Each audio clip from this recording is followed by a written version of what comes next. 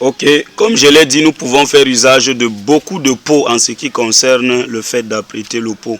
Certains peuvent utiliser un gobelet, un cope, un seau, un plastique d'usage comme celui-ci.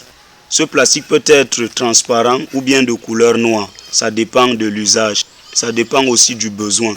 On peut se servir d'un couteau et de tout ce qui est tranchant. Et voici donc comment on apprête ce genre de pot. Il faut juste couper à ce niveau-ci. Et après avoir coupé, j'enlève ceci. Je mets mon couteau à l'intérieur et je prolonge. Je coupe. Et c'est très simple. Après avoir donc ouvert le pot de cette façon-ci, il ne faut pas le laisser comme cela. Il faut donc trouer le pot avec au moins 3 trous. C'est-à-dire là, je fais un trou. Avec même mon couteau, je fais un autre trou, ça fait 2. Et je fais un autre 3e trou. Pourquoi faire ce trou? Nous faisons ce trou pour que de l'eau ne se stagne pas ici après arrosage. Parce que s'il y a de l'eau qui stagne ici, cette eau est susceptible d'asphyxier les racines, empêcher les racines de bien fonctionner. Donc il y aura une sorte de stress hydrique qui est dû à un excès d'eau dans le pot. Et une fois que ceci est fait, nous pouvons donc utiliser l'un de nos 3 substrats, comme je l'avais dit. Ici, là, vous pouvez bien constater avec moi que c'est du sable. On peut l'appeler du substrat sableux. C'est exclusivement le sable. Ce n'est pas mélangé.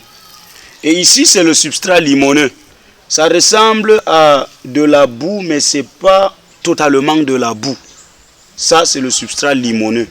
Et ici, on va dire que c'est le substrat argilo-humique parce que c'est un mélange d'argile qui n'est pas forcément de couleur noire et un mélange d'humus qui est une substance, une matière de couleur noire. Donc ici, nous avons un substrat argilo-humique, c'est-à-dire le mélange d'un substrat argileux et d'un substrat humique. Une fois donc nous avons les 3 et nous avons expliqué comment est-ce que chaque substrat fonctionne par rapport à l'infiltration d'eau et aussi par rapport au passage d'air. Alors, préférentiellement, je conseille d'utiliser soit le substrat limoneux, soit le substrat argileux. Parce que le substrat sableux, vous pouvez constater avec moi, ne produit presque rien, bien qu'il ait son importance. Donc ici, parce que le substrat argileux est très très compact et il n'y a pas d'aération et le substrat sableux en a assez, qu'est-ce qu'il faut faire? Il faut prélever une bonne quantité de sable qu'on mélange avec de l'argile, juste parce que nous voulons avoir de l'aération. Vous n'avez pas forcément besoin d'avoir ces substrats à l'état humide. Vous pouvez les avoir aussi à l'état sec. Ce n'est pas un problème. Et une fois qu'on a mélangé le substrat argilo-humique avec du sable, cela va libérer de l'espace. Et lorsque nous voulons passer à l'empotage, voilà comment ça se passe. Nous prélevons. Et nous mettons dans le pot. Comme ceci. Là, nous pouvons un peu arranger le pot en bas.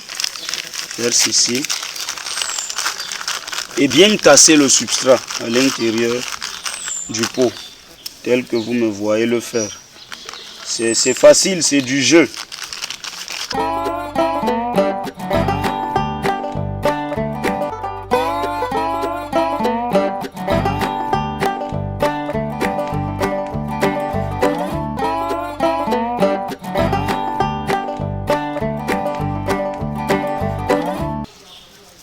Et voilà, nous avons un pot bien rempli.